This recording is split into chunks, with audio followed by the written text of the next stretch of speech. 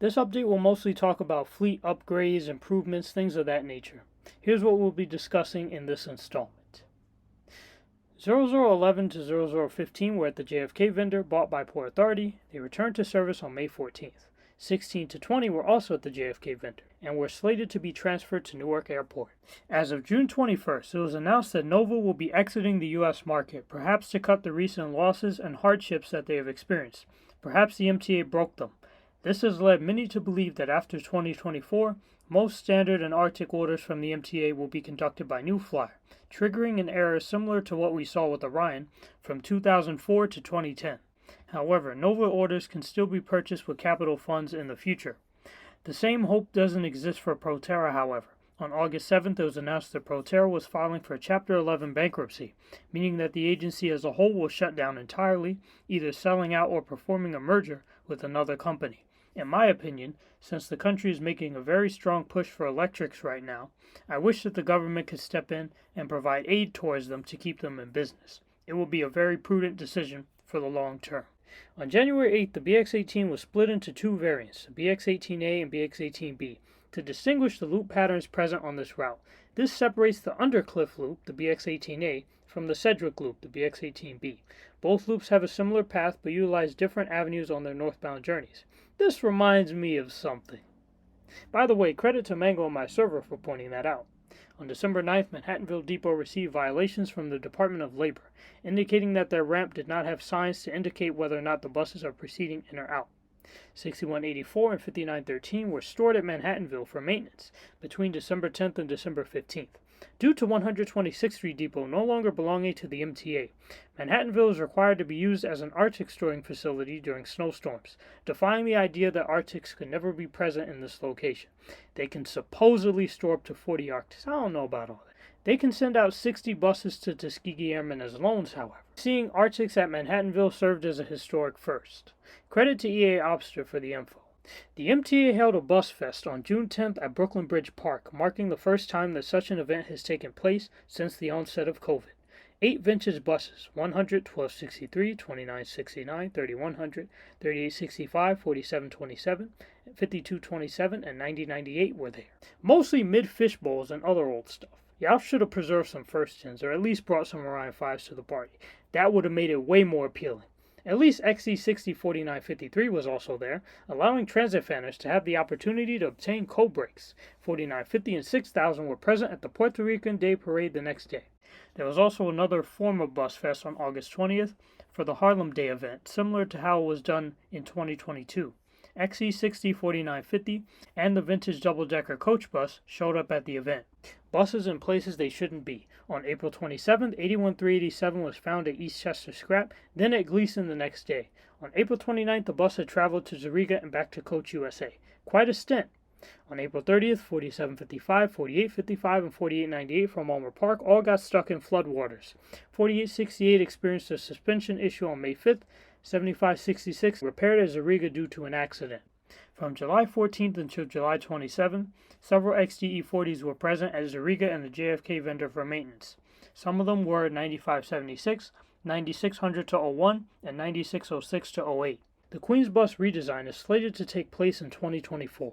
There have been a lot of shuttle buses. The D90 being activated on November 12th, the Q93 aka the 7th Shuttle being present on February 5th and March 12th, the F1 shuttle bus being created on December 11th as a culvert link between Church Avenue on the F and G and Church Avenue on the B and Q, while CBTC work was done between Church Avenue and Coney Island. The shuttle subbed in for the F as a connector route. The L90 and L91 shuttle bus routes were present on January 4th. The Q92, the M90, and the J90. I'm sure many others were also created. Point being that the lettered shuttles now have official names, and I find that to be really cool. At an MTA press conference from December 7th, it was announced that Yukon Depot is slated for electric conversions. Stroller program on buses. East Chester, West Farms, Tuskegee, Stengel, Ulmer Park, and Castleton served as pilot depots for this change, and new buses arriving from henceforth also feature this space within them. Thanks to Manhattanville snatching a few of Tuskegee's buses, they get to test this feature on their routes as well. Bus Time now shows buses that have stroller space available as of June 16th. As of June 20th, a wheelchair pilot program was initiated on a similar vein to the Open Stroller pilot program. As of July 25th, Mother Claire Hale has 10 XDE-40s equipped with this self-serve wheelchair area. On May 7th, Governor Hochul allotted $15 million in the 2024 budget towards making 5 New York City Transit bus routes free, one for each borough. Guess the agency is following the lead of others like CT Transit, WMATA, and Beeline. On July 17th, the routes that will experience this new pilot program were announced.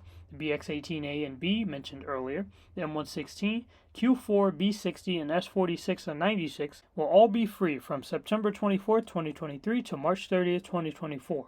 All these routes will essentially be free throughout this fall and winter. On January 11th, it was announced that buses serving the M60, Q44, and S79 Select Bus service will be receiving bike racks, just like the S53, 93, and Eastchester Depot Next Gens have.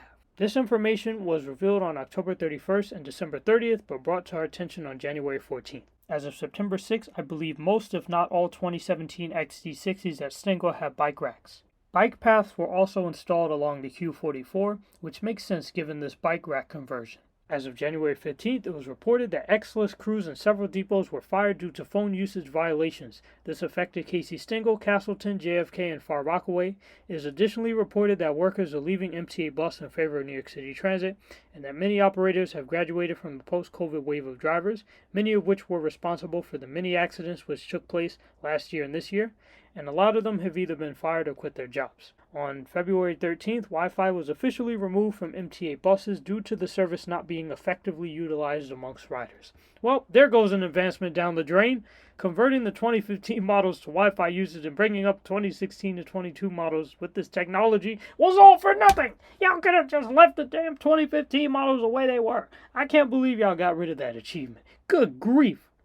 All of the MTA bus depots collectively had an accident total of 169 last year, and now, between many agencies, it is 167 accidents and counting. Credit to King of Staten for that information. Louis Fertile. That data was the case as of August 22nd, but I'm sure as of now, September 22nd, it has probably surpassed 200, because there's literally a ton of accidents every day. The MTA had its first bus rodeo since the onset of the COVID pandemic, held in the Bronx around Orchard Beach between September 23rd and 24th. 6212 had new seats as of January 17th. All year, a rumor has been floating around that 165th Street Terminal will close around September and be replaced with the new terminal around 168th Street.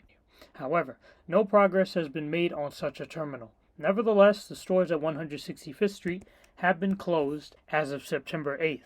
This plan may still be in progress, but might have been pushed back to a later date, because nothing has been built at that lot. I would still advise everyone to enjoy the terminal while it is still possible to do so. Buses will also receive cameras, increasing the total of bus-mounted cameras from 123 to 900 in order to patrol 80% of existing bus lanes to ensure that unwanted vehicles do not cross into them.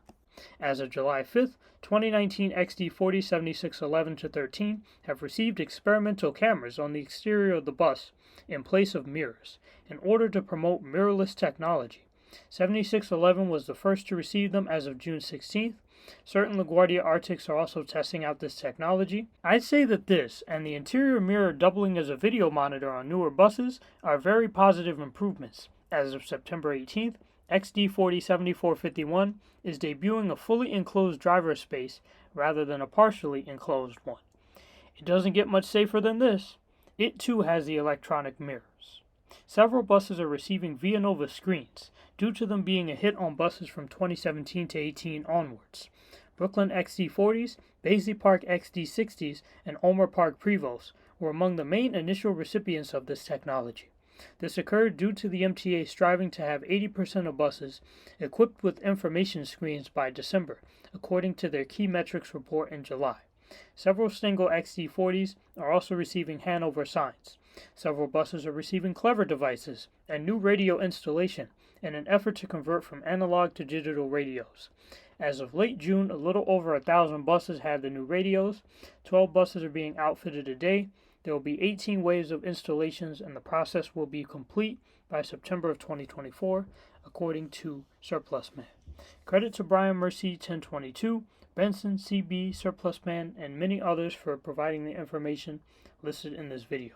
Thank you all for tuning in to the Bus Developments edition of Next Stop News. Thank you all for watching. Thank you all for tuning in. Please subscribe, stay blessed, stay healthy, stay hype, and thank you for riding with Next Stop News.